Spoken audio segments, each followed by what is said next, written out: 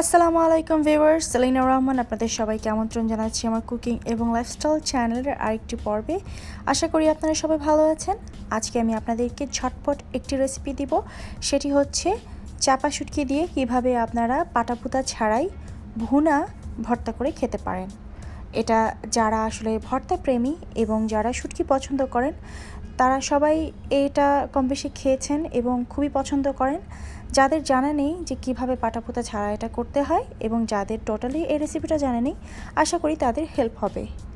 ইনগ্রিডিয়েন্টসগুলো চলুন এক নজরে দেখে নেই।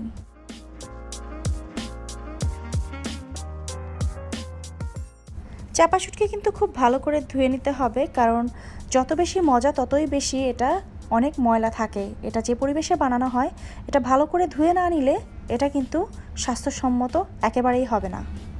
এই চাপা শুটকি কীভাবে ধুয়ে নিতে হবে সেটির একটি টিউটোরিয়াল আছে আমার চ্যানেলে, এটার লিঙ্কটা আমি ডেসক্রিপশন বক্সে দিয়ে দিব। রসুন কুচি আমি নিয়েছি আধা কাপের মতো। এটা অ্যাকচুয়ালি কুচি না, প্রত্যেকটি কোষ আমি 2 টুকরো বা 3 টুকরো করে নিয়েছি। পেঁয়াজ মোটা করে স্লাইস করে নিয়েছি 1.5 কাপ। হলুদ গুঁড়োটা আমি খুবই কম দিয়েছি, 1/4 চা চামচ। আপনারা চাইলে না দিলেও পারেন, বাট এটা একটু রঙটা সুন্দর হতে সাহায্য করবে। মরিচ গুঁড়ো যে যার ঝাল অনুযায়ী নেবেন, আমি 2 টেবিল চামচ নিয়েছি। ধনিয়া গুঁড়ো নিয়েছি 1 চা চামচ। সেই সাথে লবণটা যে যার স্বাদ অনুযায়ী নিয়ে নেবেন এবং রান্নার তেল আমি এখানে ব্যবহার করেছি আধা কাপের মতো। চলুন তাহলে দেখে নেই কিভাবে আমি এই শুটকির ভর্তাটা বানাই। আমি কিন্তু প্রায়ই এটা বানিয়ে বাসায় রেখে দিই। প্রথমে ধুয়ে নেওয়া শুটকিটা একটা ফ্রাই প্যানের মধ্যে সামান্য একটু পানি, সেই সাথে কয়েক ফোঁটা তেল দিয়ে এটার চুলার আঁচটা মিডিয়াম আঁচে ঢাকনা দিয়ে ঢেকে সেদ্ধ করতে দিতে হবে। এই প্রসেসটা 5 থেকে 7 মিনিটের মতো লাগবে। এটাকে একটু নেড়ে চেড়ে উল্টে পাল্টে দিতে হবে। আমাদের মেইন লক্ষ্য হচ্ছে শুটকিটা যেন খুব ভালো করে সেদ্ধ হয়ে যায় এবং একটু ভাজা ভাজা হয়। তেলটা দেওয়ার কারণে এটা কিন্তু কড়াইতে বা তাওয়াতে লেগে যাবে না। আবারও ঢেকে দিচ্ছি। যেমনটি বলেছি যে 5 থেকে 7 মিনিটের মতো লাগবে, এর থেকে বেশি লাগার কথা নয়। ব্যাস, শুটকিটা হয়ে গেছে। এটাকে এখন নেড়ে চেড়ে একসাথে করে নিচ্ছি এবং চুলার আঁচটা বন্ধ করে দিয়ে এটাকে রুম টেম্পারেচারে আনতে হবে। রুম টেম্পারেচারে আনার কথাটা আমি এই জন্য বললাম কারণ এটাকে আমরা এখন ব্লেন্ড করব। এর মধ্যে আমি 5 টুকরো রসুনের কোষ 2-3 টুকরো করে মাঝখানে কেটে দিয়ে তার সাথে শুটকিটা নিয়ে এবং এর মধ্যে আমি একটু পানি দিয়ে এটাকে ব্লেন্ড করে নেব। পানির পরিমাণটা কম বেশি হলে ক্ষতি নেই, কারণ এটাকে যেহেতু আমরা ভুনা করব সেহেতু কম বেশি হলে ক্ষতি নেই। ব্লেন্ডার না নিয়ে আপনারা গ্রাইন্ডিংয়ের ব্লেডটা নেবেন, যে ব্লেডটা আমি দেখালাম।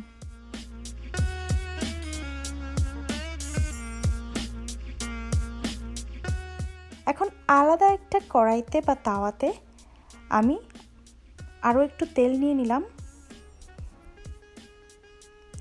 তেলটা হালকা গরম হয়ে গেলে এর মধ্যে বাকি রসুনগুলো দিয়ে দিচ্ছি।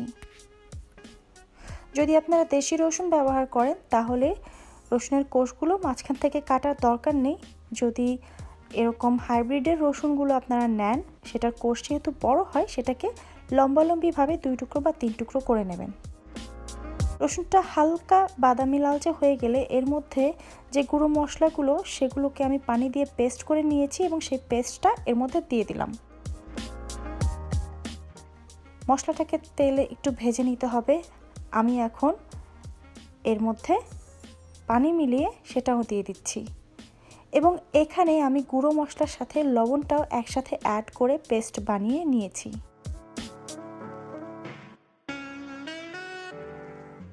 এখন এই মশলাটাকে কষাতে হবে, ভালো করে ভেজে নিতে হবে। চুলার আঁচটা হাই এবং মিডিয়ামের মাঝামাঝি থাকবে।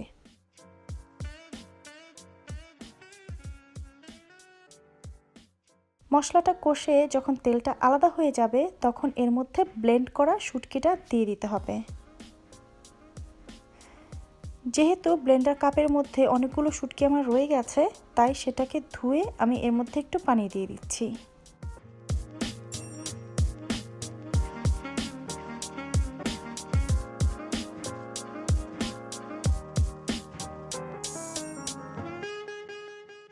এটাকে নেড়ে চেড়ে ভালো করে কষিয়ে নেব।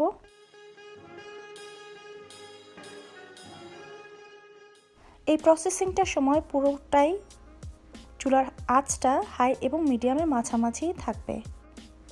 আপনারা খেয়াল করছেন যে এটা নাড়তে নাড়তে ঘন হয়ে এসছে এবং যখন এই পর্যায়ে আসবে, একদম পুরোপুরি ঘন হয়নি কিন্তু এরকম একটু থিকনেস আসছে, তখন আমি পেঁয়াজ কুচিটা দিয়ে দিব। পেঁয়াজগুলো একটু মোটা মোটা করে আপনারা টুকরো করে নেবেন, একদম বেশি মোটা না, আবার আমরা তরকারি রান্না করার জন্য যেরকম চিকন করে কাটি সেরকমও না, তার থেকে একটু মোটা।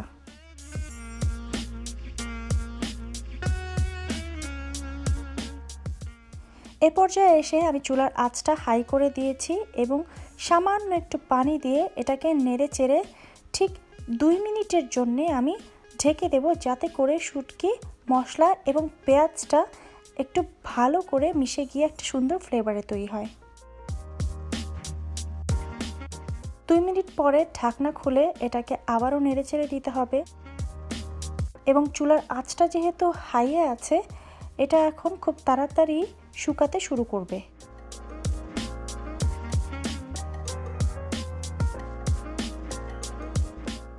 কনস্ট্যান্টলি নাড়তে নাড়তে এটা 5 মিনিটের মধ্যেই এমন পর্যায়ে চলে আসবে, আপনারা খেয়াল করছেন যে এটা আর সেই ঝোল ঝোল ভাবটা নেই, এর মধ্যে ড্রাইনেস একটা ভাব চলে আসছে।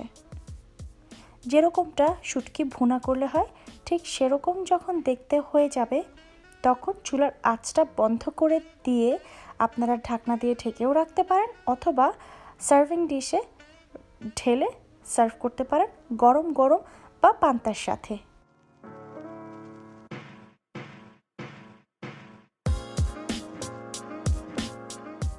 ব্যাস তৈরি হয়ে গেল মজাদার চাপা শুটকি ভুনা। আপনারা যারা এটা গ্রাইন্ডিং মেশিনে না করে পাটায় বেটে করতে চান, অবশ্যই সেটা অরিজিনাল রেসিপি এবং অবশ্যই সেটা বেশি মজা হবে। বাট আমি গ্রাইন্ডিং মেশিনে এই জন্য দেখালাম, যারা সাধারণত পাটাপুতা নেই বা পাটাপুতা ব্যবহার করতে চাচ্ছেন না, তারা কিভাবে শর্টকাটে এই ভর্তাটা করতে পারেন। রেসিপিটি নিশ্চয়ই সহজ লেগেছে। সহজ লাগাটাই স্বাভাবিক, কারণ আমি সবসময় সহজ রেসিপি দেওয়ার চেষ্টা করি। রান্না তো সহজই হওয়া উচিত, তাই না?